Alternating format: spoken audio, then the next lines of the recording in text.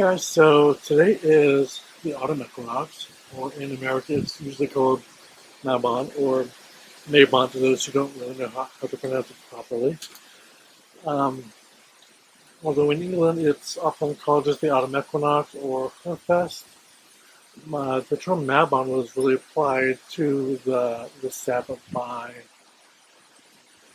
oh God, I'm spacing on his name, and I just spoke with him the other day.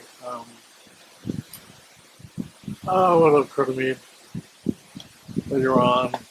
I at least expect it. But yeah, today is the autumn equinox, and the moon and the sun are actually in the exact same sign, the sign of Libra.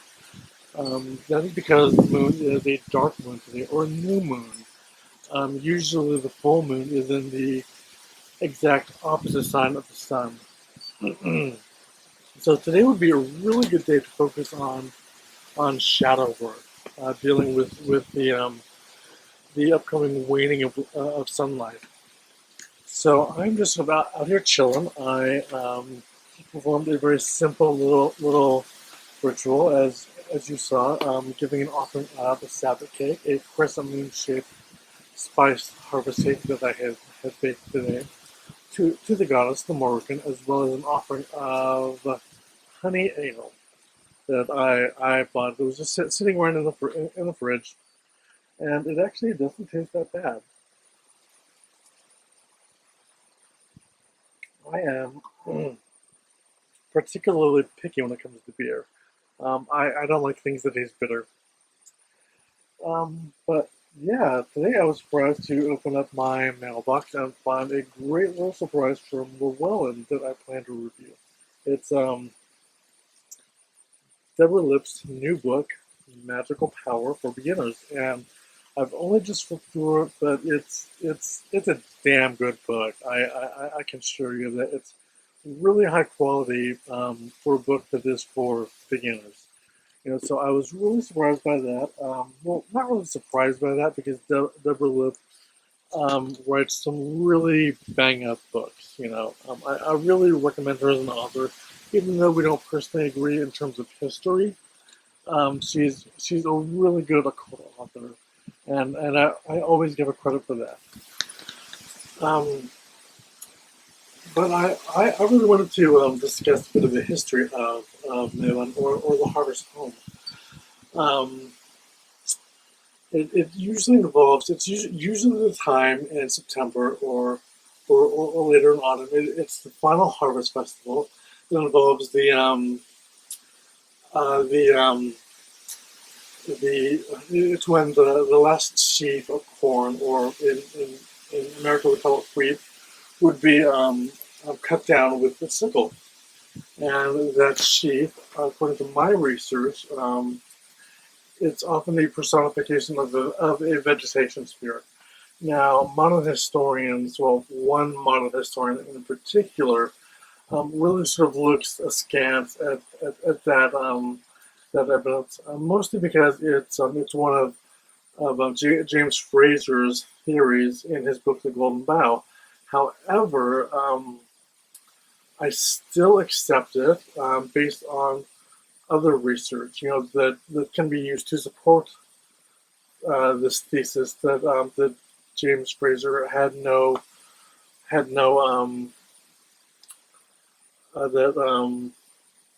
crap. It's gonna be one of those days that James Fraser had no access to, including more contemporary scholarship and research on the subject. That does find that, for example, John Barleycorn was the antecedent of a Norse fertility spirit associated with wheat and the wheat harvest. I plan on exploring this in a book that I'm writing, a study of agrarian folk customs and the seasonal portals called What's the Witch's Sabbath. But Harvest Home was originally revived by a reverend in England who drew largely upon the ancient customs of Lammas, and all the fertility elements that it involved. And if you're wondering what my source for that is, it is Christina Hall, one of my favorite folklorists. Sadly, all of my favorite folklorists are either dead or in the process of dying, which really just tears at my heart because, if I could have anyone peer review my book when it's finished, it would be one of them rather than some of the historians nowadays that tend to have a black or white view of the subject. Um, but I also wanted to share with you today a new tarot spread that I devised called the Harvest Crossroad. And I'll show you that in just a minute. Okay, guys, so here is my tarot spread from my tarot spread journal. I have, almost 100 tarot spreads that I've created. And here is the layout. It's just a simple 3-card spread, 1, 2, and 3. And I had to shuffle my cards off camera because, as you can see, it is windy as fuck outside. But yeah, so each card represents, the first card represents, for what fruit of my labor should I be thankful? And I drew the 7 of Wands. And 7 of Wands is all about change because it relates to the the Chariot.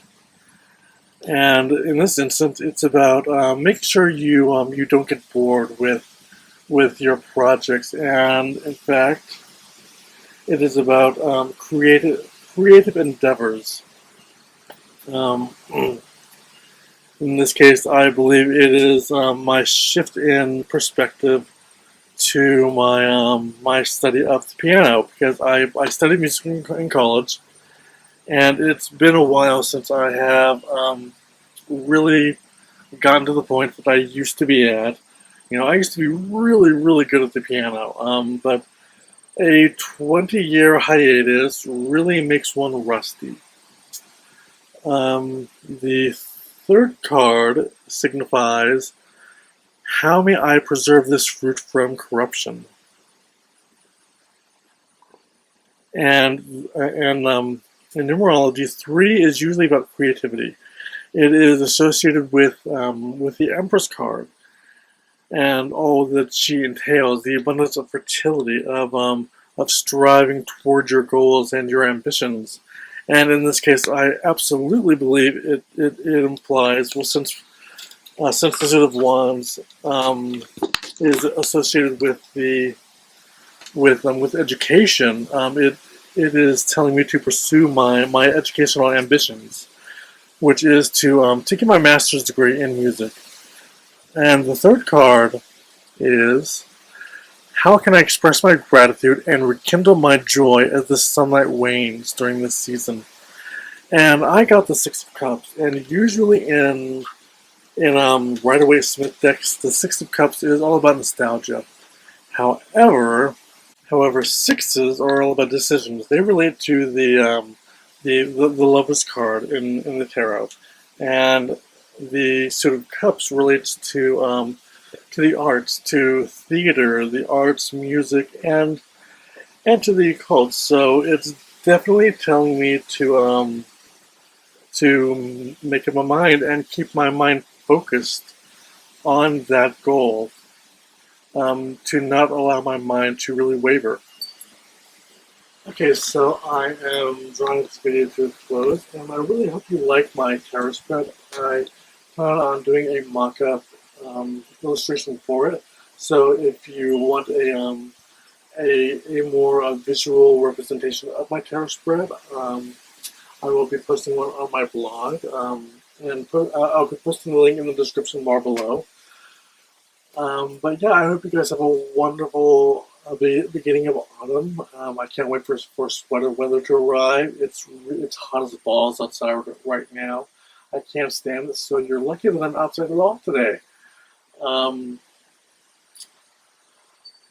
Yeah, so this being a new moon, one of my personal traditions is I plan on going inside and um, reordering all of my tarot decks that I have been using for the last few months because I found that if I don't reorder them regularly, my readings tend to get or to be a little confused.